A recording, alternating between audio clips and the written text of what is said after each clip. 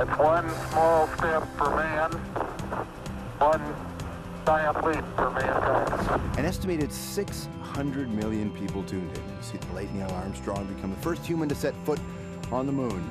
You were probably one of them, as was this person, Sarah Brightman, just 8 years old when Neil made history, and that single dramatic step transformed her, inspired her to reach new heights as an artist. She's had astronomical success from the charts to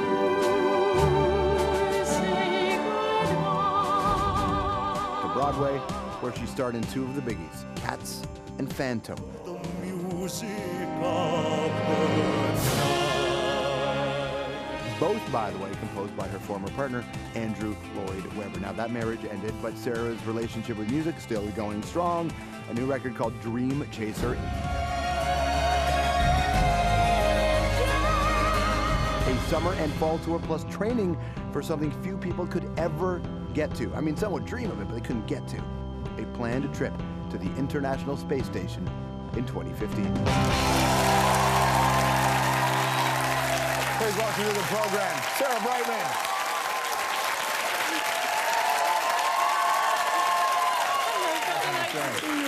How are you?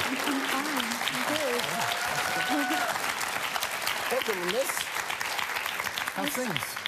Everything's great. You're back with a record? Yes, I'm a little bit tired. I've had 2 hours sleep, so you'll have to bear with me. So if we combine our sleep, it's 4 hours. Why don't we just not try to sound rested? Why don't we see where it goes by exploiting how tired? Exactly. I mean, when you're exhausted, you can get into quite a dreamy space. Yes, you definitely can. Which might work for it's this a good record. Place, very relaxed, so. It's a far cry from the first, if you think about European folk songs and all that to where we are now. You're basically painting these epic space journeys with your songs. I'm glad you see it that way, because it was amazing making this album. We had to create a beautiful soundscape that sounded very epic and very universal, and explained the stars and our feelings about the universe and planetary things. And it was beautiful. I was able to, I just had a great palette to work from. And why did you want to go there? Why did you think you had to tell that kind of story? Well, really, since I was a little girl and growing up through the 60s, sort of saying my age now, space and the universe and science was extremely relevant at that time. And, the idea of space exploration, I really, really hope it's for everybody in the future, grandchildren and onwards, because I think it's very important for us as human beings to explore. We have been exploring really since we can remember, across oceans, then into aviation, across the globe. And I think it's the next frontier, really. It is the only thing, yes, I agree with you, if we presuppose that people do wonderful things when they explore. But what we have learned from humanity is often the ones at the forefront of exploration have kind of messed it up for the people that were already there. Yes. If the beautiful kids that were daydreaming about this exploration were the ones that were landing on Plymouth Rock, it would be better. But that's not how it worked, right? Yeah, I mean, I don't know. For me, the whole journey of this has been beautiful, and the fact that I may be taking this journey just up to the space station is a beautiful thing. The story is you dished out a lot of coin to secure a seat to fly into space. A part of it. I'm getting a lot of help. You are? Okay. I'm getting a lot of help, yes. And I'm lucky in that way. I mean, going through all the medicals I did and training I did, it actually really challenged me as a human being as to what, I could deal with. And there were many parallels to what I went through to my touring life. Now, how pissed off is Richard Branson going to be if you go up with the Russians first? Because you've got Virgin Galactic, and then you've got the Russians. How did you know I was going on Virgin Galactic? I know this. I know these things. Oh, that was great. When I found out that suborbital flights were possible, that was an amazing feeling, and I signed up quite a way back. Now, I get uncomfortable when I get on a Russian plane. How can you say that? They're all new now. When I've been on Russian planes, when I see them, it's been the older planes in Africa. And I'm like, oh God, I don't want to get on this plane. But to go to space, you're confident. Absolutely, the Soyuz has an amazing record, and you go to the space station, right? Yes, 8 to 10 days. It takes 2 days to get up there. It takes not very long to get into orbit, but then they have to catch up with the space station. Will you carry one of those kind of sleeping pillows, or will you bring your own? You're very funny. No, man, travel can suck.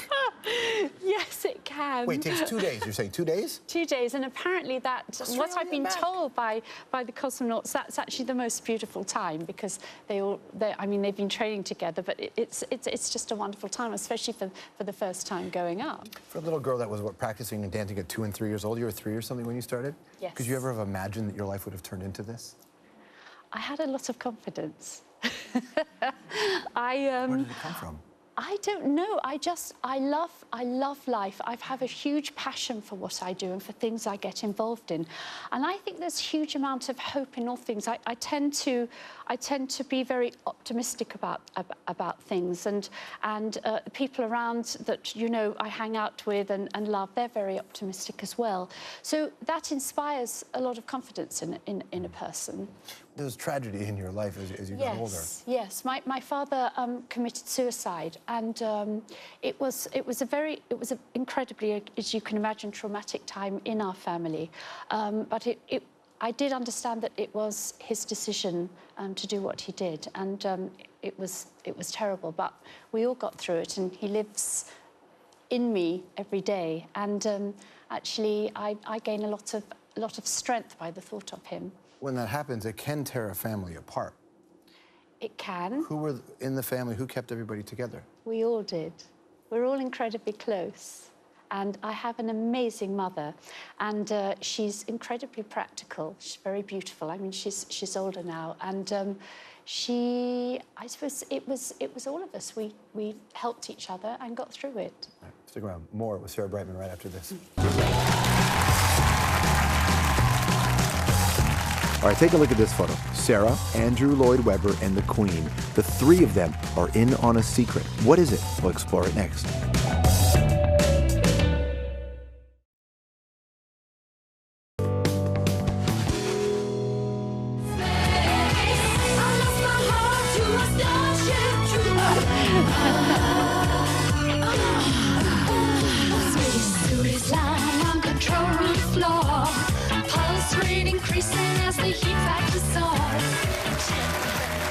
So, you lost your heart to a Starship Trooper. I certainly did. Back in, when was that? That must have been about 1978. I've written down here, it was 78. Yeah, 78. Yes. So, as honest as you can be, because I'm asking you something personal, your constant quest to space, to find him?